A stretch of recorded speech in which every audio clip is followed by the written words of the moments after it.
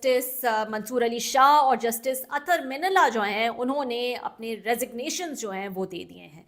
अब इसका बैकग्राउंड ये है कि 27वीं तरमीम को लेकर उनकी जो डिससेटिस्फैक्शन थी, उनकी जो रेजर्वेशंस थी, उनकी जो कंप्लेंट्स थी, उसको लेकर उन्होंने लेटर भी लिखा था और 2 दिन से एक इस्तराब, एक बेचैनी जो है वो नज़र आ रही थी कोर्ट्स के मामलात को लेकर। जिस तरह से फेडरल कॉन्स्टिट्यूशन कोर्ट का बनना, उसमें जजेस किस तरह से जो है वो उसमें अपॉइंट होंगे, जजेस के ट्रांसफ़र के हवाले से, और बहुत सारी ऐसी चीज़ें हैं जो वो उसमें शामिल थी जिस पे वो एतराज़ात उठा रहे थे और वो चाह रहे थे कि एक डिस्कशन हो, एक बातचीत हो, मुशावरत हो इतने बड़े फैसले लेने से पहले। मैं देख रही थी महर बुखारी साहिबा का जो है वो ट्वीट था कि वो लिखती हैं justice Athar Minallah has also resigned. उसके बाद उन्होंने कहा these resignations were prepared over the weekend but CJP यानी कि justice Yahya Afridi wasn't willing to engage. तो ये मामला जो है रेजिग्नेशंस का ये वीकेंड से जो है उनके मुताबिक चल रहा है। बड़ा धचका है ये, खुद I think chief justice Yahya Afridi के लिए जो है वो बड़ा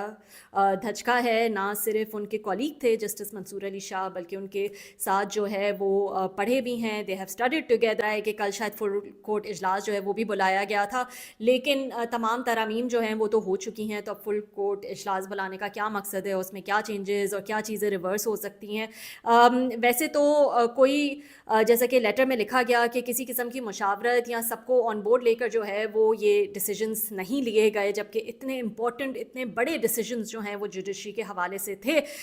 लेकिन प्राइम मिनिस्टर साहब ने तो जो है वो ज़रूर तारीफ़ की जस्टिस याह्या अफरीदी की, और उन्होंने कहा कि आपकी मावनत के बग़ैर जो है ये मुमकिन नहीं था। बहुत शुक्रिया आपकी मावनत का। तो ये मावनत ऐसा लगता है कि सिर्फ पर्सन स्पेसिफिक ही ये मावनत थी, और जो साथी जजेस हैं उनको लेकर, उनको ऑन बोर्ड लेकर जो है ये मावनत नहीं डिसाइड की गई, क्योंकि क्लियरली उन्होंने तो इसी बात की शिकायत की है कि मुशावरत की जाए, लेकिन वो नहीं हुआ। और फिर हम देखते हैं कि 27वीं तरमीम जो है वो पास हो जाती है और शहबाज शरीफ साहब जो हैं वो शुक्रिया भी अदा करते हैं चीफ जस्टिस याह्या अफरीदी का।